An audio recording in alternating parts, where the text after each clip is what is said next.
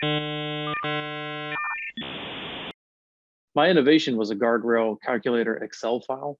It's used to calculate the required lengths of Guardrail for design projects.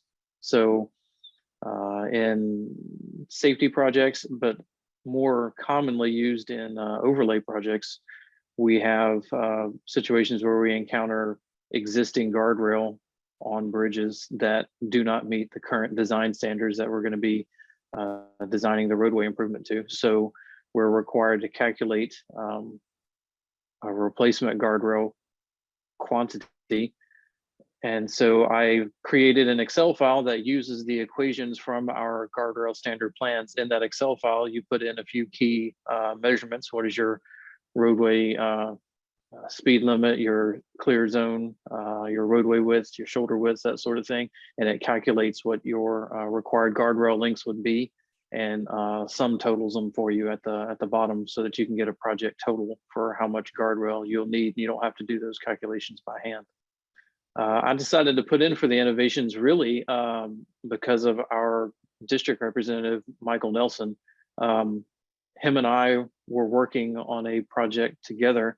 I had done the design for it and he was out building it, and something came up on the project and they were going to have to adjust the guardrail to account for the site conditions that he had brought up. And so I told him and said, well, hey, yeah, I can help you with that design change, but also here, I've got this Excel file that I've made that helps us, that we use to calculate our guardrail with.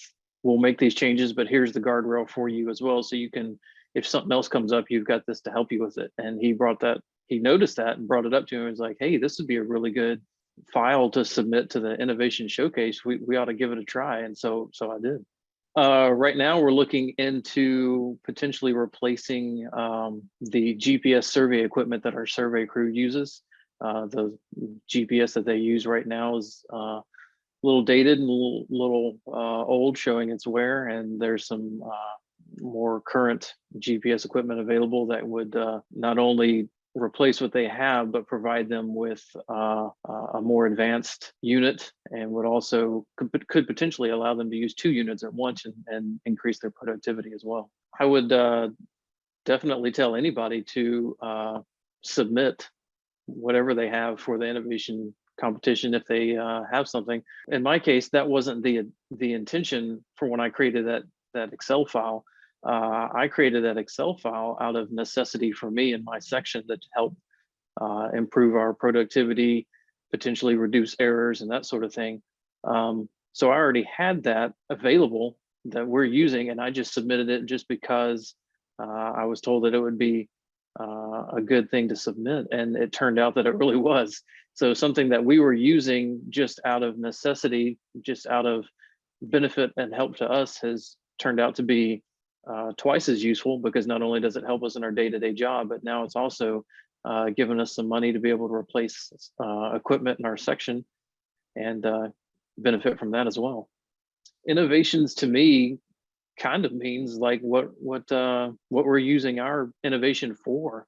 It was something that was brought up out of necessity of the job. Could we be doing our guardrail calculations by hand with a pencil and paper every time? Sure, we could, but by spending a little bit more time up front and putting those equations into the cells in the Excel file and highlighting which ones we need to do and kind of making it look pretty user-friendly, that sort of thing.